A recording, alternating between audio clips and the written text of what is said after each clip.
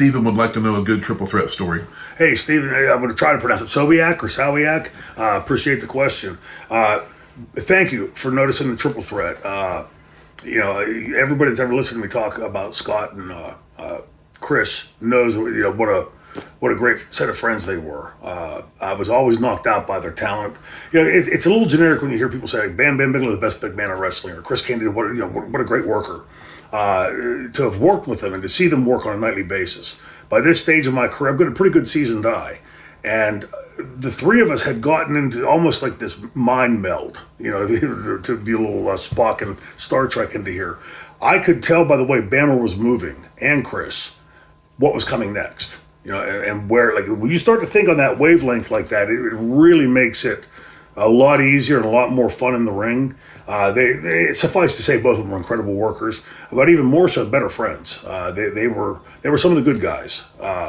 Before anybody out there starts throwing in, nobody's saying they were perfect. A little secret, neither am I. I'm close, but not quite.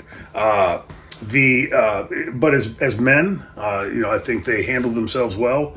They weren't backstabbers or liars or politicians, and that made it really comfortable because all three of us had been in the line of fire of that stuff. And so, I thought we did certainly for me, some of my best work.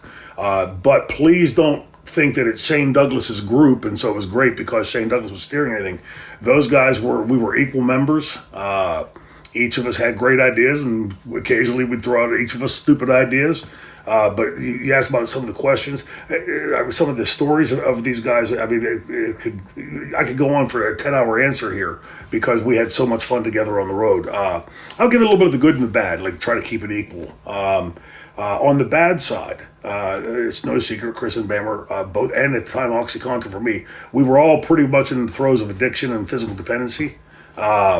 But that never really impaired our in-ring work that I ever saw. But it's not a good path to be on. Those guys were more, and say the illicit drugs, which I was always terrified of. So, but suffice to say that was the bad side. The good side was when you're on the road with guys that pretty much operate in the same way you do. It's going to the gym. Like there was always some place, somebody in the triple threat that I could pal up with. Going to the gym, Chris loved to go to the gym.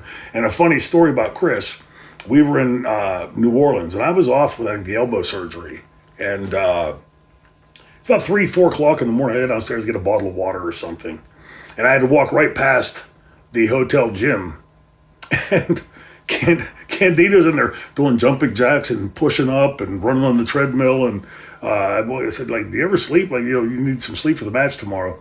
And who knows what was fueling that. But, Chris loved being in the gym and working out, and he was a machine at it.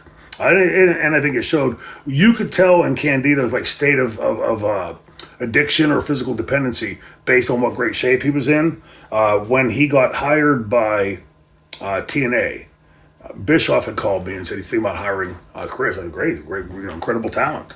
But I said to Bischoff, don't do anything just yet. I'm going to get a plane ticket. I'm going to fly out unannounced. I'm not going to let him know I'm coming. Because if anybody's using, whether it's illicit drugs or pills or whatever, by 1 or 2 o'clock in the afternoon, they're probably 3 sheets to the wind. They're certainly in process of using.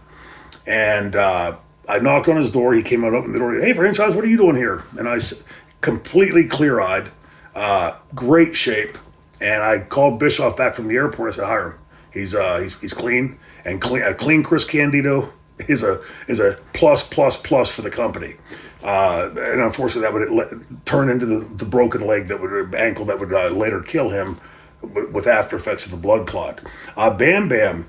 I always get such great, you see me smiling just thinking it, like when I say Bam Bam, because he was such a talented guy. And when you're in wrestling and you see guys that can do stuff that you can't, it catches your eye. And Bammer, everybody says big man, but he was so agile for a big man. That's why I think people, put him into that definition, best big man in wrestling, one of the best big men in wrestling. But if you had to know Scott behind Bammer, with that tattoo on his head and that, boy, what a pussy, what a scowl. But there was a video that you showed me, if you remember, Chris, of us over, I think, Man Mountain. What was his real name? Daryl. And when we were in Germany, he was filming. Remember, you showed me a video that he was filming stuff as we were over there. And if you want to see something, if you can find that video online, I'll see if we can find a link and later post it here. Scott Bigelow in that video, he's eating or drinking something, and Daryl walks up on him. Hey, Bam, what are you doing? He's like, earlier in the day. The look on Bammer's face in that video completely captured who Scott Bigelow was. Looks like a big old teddy bear, a little smile on his face, and that was Scotty. He was so unlike his on-screen character. What those tattoos and that scowl made you think or feel about him. He was just like a big old cuddly teddy bear. In the stories, you hear a lot of stories about him, like from when he was a bounty hunter and things. I don't know, because believe me, this might shock you. Wrestlers will exaggerate a little bit in their stories. The fish that's this big is this big. But I do know that he had a previous career doing that. And he had mentioned one time about running into a burning house and save some kids. Never had a thought of even trying to verify it. Because I know that whether it happened or not, my leaning would be that it probably did. He may have exaggerated the size of the fire or something like that. But Scott Bigelow, the guy that you'll see in that video if we find that link, Scott would definitely run into a house and save kids. He was that kind of a person. And finally about Scott, he was such a big guy. Our match in '97, he had slimmed down to like a 355, I think it was. And if he could move around at 450 like that, imagine how he was moving at 350. It was a pleasure to be in the ring and work alongside those guys because they were talented guys. And the triple threat, just as a little sidebar addendum at the end here, every great wrestling company I ever watched had some predominant heel faction, right? Whether it's House of Humperdinck in Florida Championship Wrestling or the Four Horsemen and the NWA and later WCW,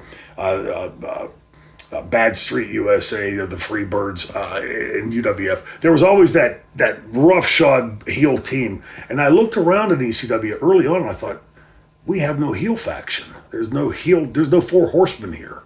And of course, for people that follow me know the reason we picked 3 was because we could now do it with 3. We were as potent at 3 as they were at 4. It was just a way to delineate us separately from it, and I think 3 is a distinctive number. It's played a large part of my career. So if anybody out there in the numerology, you can get sucked down that rabbit hole at points. But just to end on this, they were really good guys, and I think it too often today gets turned into they were great wrestlers and they died. That's what wrestlers do.